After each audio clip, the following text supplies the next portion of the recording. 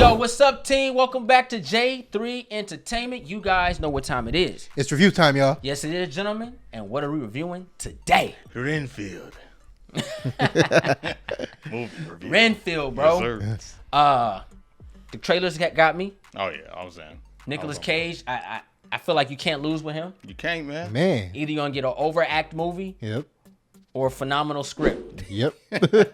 or something humorous. Yeah. Yep. When it's Nicolas Cage, the sky's the limit. Yep.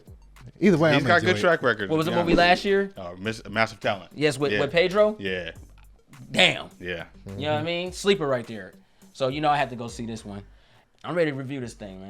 You guys ready? Yeah, man. Get it, bro. All right, for those that's new to the channel, let me explain how we like to do these reviews. First thing first, we like to talk about the good, the bad, then we go to give you guys that grade. Also, this is a spoiler-free review, so you don't have to worry about us spoiling anything. We're not going to do that. Or I'll say we'll try our best not to do that. All right, yeah, that's fair, right? Yeah. Cool. Absolutely All right. fair. Gentlemen, let's get into this review on Renfield, and let's talk about the good, y'all. Who wants to go first? All right. Look, All Let's right. let Tommy Lee Jones. Get him, boys. Two-Face. I'll start it off. It's an obvious one, but Nicolas Cage, man, I was loving his performance in this one as Dracula, bro. It was everything I expected of a Nicolas Cage performance. He could be as in depth to the character as he wanted to get, and I found him hilarious, bro. I enjoyed it. All right, word. One of my pros of this movie, man. Basically, this movie is based off of Dracula from what 1931. I was saying 1931, and it takes place like we were talking about. Like it's like a continuation of Dracula. Even though we know Dracula been Frankenstein, all that stuff like that, but this is like a direct sequel to Dracula, and it's basically breaking down what happened to Renfield, you know, his servant. And I just love that whole dynamic of it. You guys know we love the Universal monsters, and being able to dive into this movie, this script, and remembering that old cinema and bringing it to the front and center of 2023, I thought was beautiful directing on that end. I'll stop right there and then let you go on and take the rest. I will say this movie does a great job of blending like a crime saga with a monster movie and then an action movie, and it had the fantasy on top of it. Yeah. It was a weird combination when you think about it, but when you talk about Dracula, who's been around for like thousands of years and things like that, it was cool how they were able to bring him into modern times. And it gets you excited for other Universal monster movies because you see the potential of what can be done. Yeah. But the mixture of other genres really played very well for those that was new to Dracula and those that were familiar with Dracula, and I thought that was pretty dope. And I like how they use the color schemes and lighting for certain scenes with Dracula. Oh, yes. Reminding you of the 1931 film, and there were points in time where Nicolas Cage kind of looked like Bela Lugosi. You feel me? That was crazy. Bro, it's the same thing they did with Wolfman. Yeah, great detail. Great detail, man. I love every bit of it. I had a smile on my face every time I saw them night shots and the light was hitting and them. the I was camera like, zoom in oh my slowly, God. like, yo. Fire. Takes you back to old monster cinema, man. I Yeah. loved it. I loved every bit of that. Yeah, man. You got any more good? The way they depicted it showed power in this movie. Okay, It- yeah. Like yeah. the range of abilities of how it worked, it made sense. The things I'm trying not to spoil it, y'all, because the things that they did, I was in there cheering, like, bro, I had a ball. So the power displayed, the fight scenes, man, it was A+ in my book for that. Man, I love that. Yeah. I would say just seeing how what's his name? Nicholas Holt.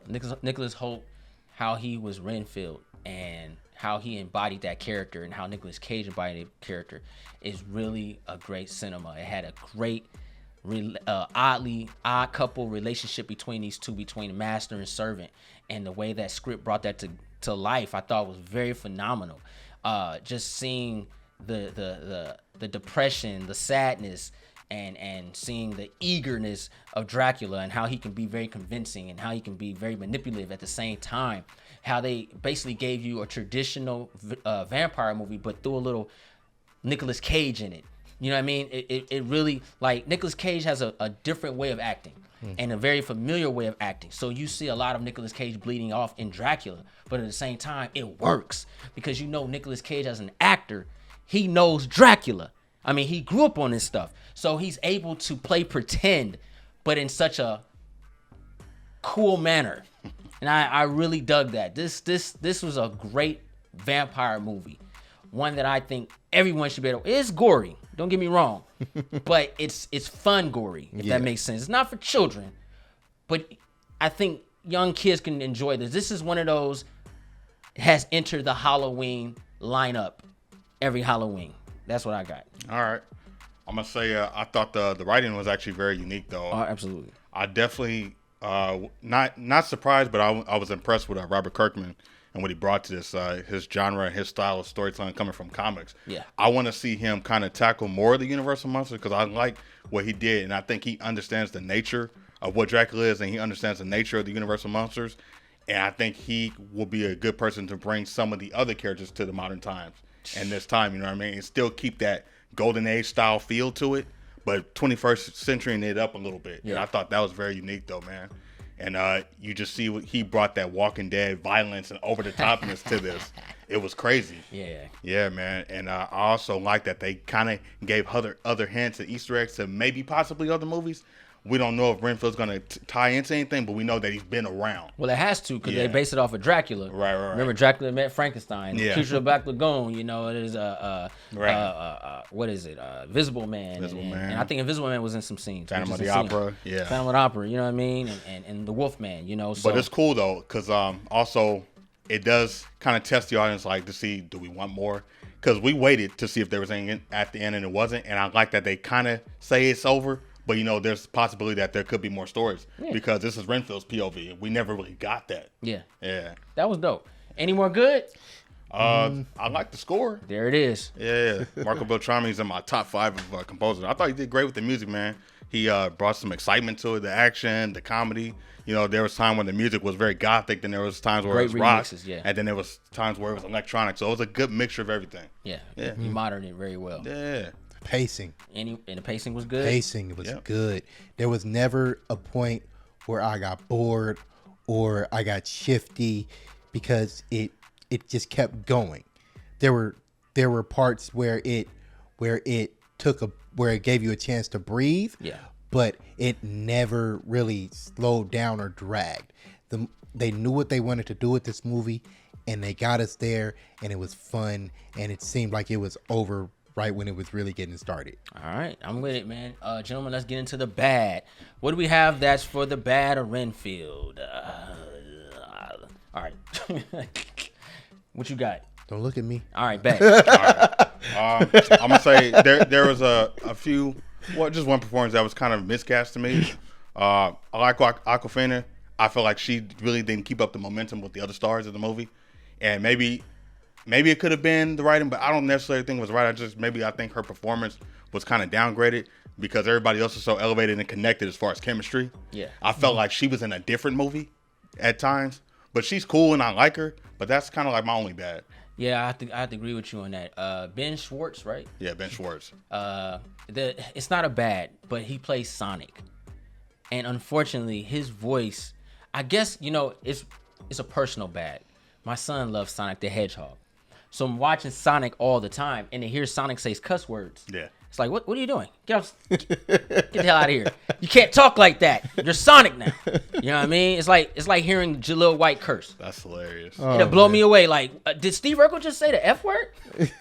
I thought Sonic was great as a mobster. Like, that was some funny stuff. But that's what I'm saying. Like, it just, I guess because the kid and my son, and just like, yo. Yeah. But Awkwafina, I have to agree. I think the problem was, you know, her character and how she was presented to the screen, dealing with these two type of actors who have. Awkwafina usually does comedies. You know what I mean? I never really seen her in something dramatic. That is true. And you have a dramatic actor. You have two dramatic actors, Nicholas. Yeah. And you know, they have a way of, you know, it's their style, and they're playing old characters in the new time. And her blend was kind of corny. It wasn't bad, but it was corny. It was out of place. You know what I mean? And I think that, you know, she should have been directed a little bit different or a different position. You know what I mean? But she did okay. It was, I agree. It was just her voice and the situation, you know. She got that cat lady voice. Yeah. You know what I mean? Like, all right, whatever. But she did have some great action scenes. I'll say, some great action scenes, some great shots. She put work in. You know what I mean? She was better in this than she was in Shang-Chi. Okay. Oh, wow. I'll say that. I'll accept that. Yes, she was better in this than she was in Shang-Chi, for sure. Yeah. I agree with everything they said. I just can't say it that well. Okay, bet. Any more bad? I got nothing. I knew what I was getting watching this movie, so we're there. Let's go ahead and give this movie a grade. Renfield, the direct sequel to Dracula. All right. See, what you got? Oh, I love this movie. I liked it way more than I thought I was going to like it. Yeah, because you don't watch scary movies. Not too many. You know, I welcome to the club. I didn't know I didn't know what to expect. I knew it was going to be an action comedy, but I really didn't know too much of what to expect. Right. I was pleasantly surprised with what I got, and this is a movie that I feel like it has some rewatchability to it. Mm-hmm. So I'm gonna go ahead and give this one 4 stars. All right, bet. I thought this movie was great. Had a lot of fun watching it. Darkness. I loved every bit of it.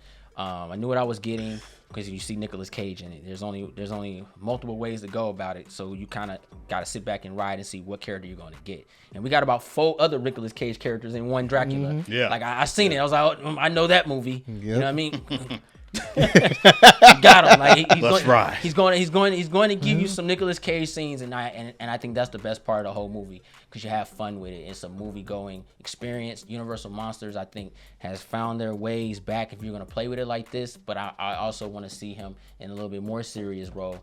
He is over the top for a degree, but it was fun, and I really enjoyed it. I'm going to give this movie 3.5 out of 5.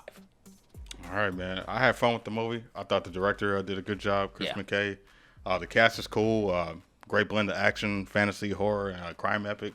Got the stuff I wanted. And reintroducing Dracula to the new generation and bringing Renfield in was a great way to start a new franchise if they wanted to. Yeah. Great introduction to the modern setting. I thought it was a cool, fun movie, man. 4 stars for me. Boom, there it is, guys. Whoop, there it is. Mm-hmm. Hope you guys enjoyed the review. If you're new to the channel, go ahead and press that subscribe button. Thumbs up this video. Don't forget to share. Instagram, Facebook, Twitter. Also follow us on Instagram and Twitter. And I want to say this. If you guys saw Renfield, put in the comments down below. Let us know what y'all thought of it and give a grade down. Just don't try to spoil it for anybody. You know what I mean? It's a vampire movie. What can you do? But no spoilers. You know, but don't spoil it. But you know what I mean? I would like to know for those out there because you never know who might take a look at this review. You know what I mean? It might be Nicolas Cage. And he wants to know what y'all think. You know what I mean? So, I'm J3. Run the Shogun. Woo! Ninja Assassin. It's your boy C. Road to 100,000 subscribers, guys.